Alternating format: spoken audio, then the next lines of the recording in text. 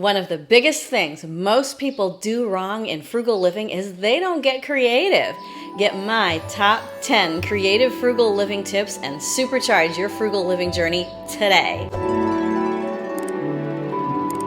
Welcome, I'm Amy, and here at Frugal Over 50, I give you tips and tools for frugal living. Let's go. Creative frugal living tip number 1, downsize your living space. This takes creativity because housing is a big issue. It's one of the largest expenses in an adult's life, and it's something that we think about a lot. Whether you rent, whether you own, whether you're moving, where are you living? These are big issues that tend to take up a lot of space in our brains.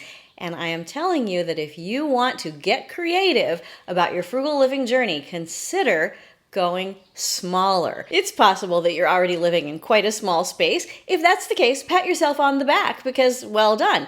If you can downsize, look at whether it would cost more to live in a downsized place or an upsized place. Look at the size of your house in terms of your needs and your frugal living journey. Are you all done raising your kids and you don't need all of those bedrooms anymore? Maybe you could get a smaller space, pay less money, have less cleaning to do, meaning you buy less things to clean with. You don't need to furnish such a big place, so you don't spend so much money on everything related to your living space. Anything that you can do to get smaller while living richer, do that. Number 2, house hack. House hacking is a term that covers a whole lot of possibilities. For instance, you might keep your big house, but rent out a couple of rooms to college students. You might sell your house and buy a duplex, live in one half of the duplex, rent out the other half, and use the rent to pay the mortgage on the duplex. Some people live on properties where they can build an adjoining or even a totally separate dwelling, which they will rent out either long-term or as an Airbnb. Think about ways that you can bring in income from your living space or from your property, and house hacking will help you to do that. If you are ambitious about this kind of activity, then there are all kinds of resources out there. Just Google how to house hack, and you might learn some things that you never knew. And you can be creative, not by going downsizing, but maybe by upsizing and letting other people pay your rent, letting other people pay your mortgage. House hacking, it's a thing. Tip number 3, don't own a car. Now, if you just screamed in agony, then I feel your pain. I myself do not live in a part of the world where living without a car is easy or even really particularly doable, but you might. Think about where you live. Do you live in a place where public transportation is possible? There are even folks who move specifically to a place where they can live near a public transport hub so that they don't have to have a car at all. And they build their entire lives around being able to use public transport. In some parts of the world, public transport is pretty much a given. And if you are watching from one of those places, then fantastic. Share down below, how do you use public transport to get around? I would love to know. If you live in a place where you need a car, this might be something to look into for the future. Again, we're talking about creative, frugal solutions. If you cannot, right now, get by without a car, is there a living situation or a place you might live where you could use public transportation? What would be the costs involved in moving, in adapting to a new place, and maybe getting a new job? Think creatively. Think outside the box about what are your goals. And if you would like to not own a car, you probably can do that. Number 4 is for those of us who, at least right now, are not in a position to just get rid of our cars altogether. We own a car, but drive it as little as possible. You do need to drive it some just to keep the battery going and keep everything moving in the engine, but maybe you don't have to drive all the time. We talk a lot about batching errands on this channel, and this is where this tip really comes into play. You want to get creative about how you batch your errands so you don't wear yourself out and end up going all over the place and just can't function for the rest of the week.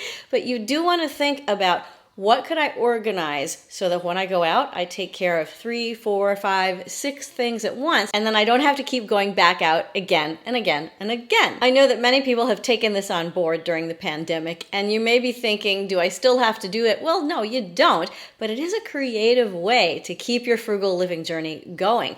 Because if you're not in the stores, you're less tempted to buy stuff. So if you batch your errands and you know, I got to get out of here and go here and go here and go here, you're less tempted to just sort of linger and see what's on sale and convince yourself that it's a good deal. So batch your errands. By the way, if you're looking for more tips like that one, batch your errands, I have a video I'd like to recommend to you. It's my 10 frugal living habits that changed my life. Go watch that video and see if those habits resonate with you, and they might change your life too. And if you're getting value out of this video, would you give it a thumbs up and consider subscribing and hit that notification bell? If you'd like to support the channel, buy me a coffee is a great place to do it. Click the link down below. Let's get back to these creative tips. Number 5, share. This is such a great creative frugal living tip, and it's one that we have missed being able to do for the last year and a bit, and it's one that we'll be able to do more as we go forward.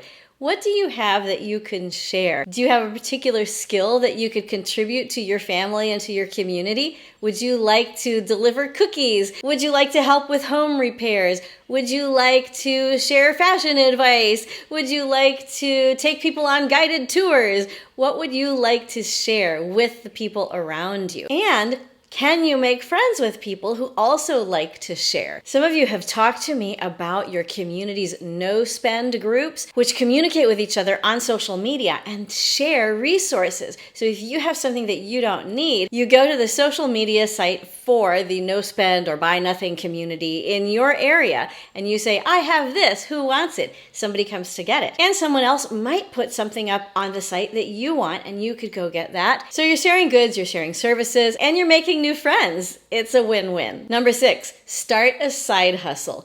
This is one of those terms that didn't exist for those of us who were Gen Xers and baby boomers when we were younger, and I learned this term from our millennial friends, and I admire them so much for always getting out there and starting a side hustle.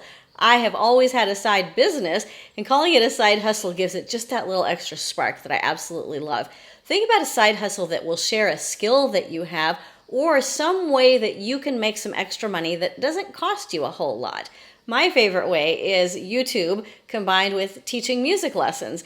I always have both of those things going, and I enjoy both of them very much. One of your favorite tips that many of you have talked about is reselling things. Either selling things that you just find around your house that you don't need anymore, which can bring in a significant income for some of you, or purchasing things and then reselling them for slightly higher, making a slight profit, and taking care of your family in the process. You folks love this. I have never tried it. So if you are a reseller, could you give us some tips down below on how to do that? Because it might be that more people want to get involved in it. Start a side hustle. Number 7, grow your food.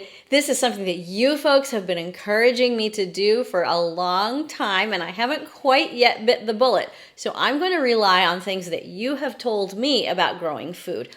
First thing is, you can grow food in a tiny little space. If all you have is a balcony and a couple of planters, you can still grow herbs and some fruits and vegetables. If you have a larger space, you can set up an entire working garden. And for those of you who live in parts of the world where you have seasons, whatever your growing season is can be packed with fresh fruits and vegetables, which you can then preserve for the colder months when fruits and vegetables don't grow. For those of us who are just wanting to get started with growing food, I would love to have our gardeners in the group chime in the comments. Let us know, what should we get started with? What should be my first thing that I take on to grow my own food? Because I really would like to get creative with it, and I need your help. And other people might benefit from your expertise too. Creative tip number 8, forage. Are any of you foragers? I know that there are people out there who can look out into your front yard or your backyard and see food wherever you look. For many of us, it's possible to go on nature walks and find leaves and berries, possibly other fruits, mushrooms, roots, things that I don't even know about. And foraging is one of those things that if you get into it, you meet a whole community of people who love to talk about foraging. Are you into foraging? I am so curious. Tell us all about it. What do you forage? Number 9, take the help. Do you need some help right now? Take the help. Don't think that you have to just manage everything on your own. Most of us, anywhere we live in the world, we pay taxes, we offer donations, we do all kinds of things just built into our lives so that we can help each other. And if you are in a time in your life where you need some extra help, take it. Take the help from the food bank. Take the help from food stamps. Take the help from welfare. Take the help from whatever benefits are available to help you survive, to help you make a launch into the next phase of your life. Don't think about frugal living as so self-sufficient that you just have to take care of everything yourself, or suffer and even go hungry and possibly starve. That's not what frugal living is about. It's about sharing, it's about caring, and it's about assuring each other that we do have enough resources to take care of each other. We don't necessarily take care of each other very well all the time. And so I am telling you, if you need help right now, please reach out and take it. Number 10, find joy in every frugal activity. Many of us come to frugal living out of poverty, out of desperation, out of a place of anxiety, and joy doesn't seem to come into it at all. And I'm asking us to switch to thinking of frugal living as a source of joy, as a source of peace, as a source of happiness, as a source of possibility.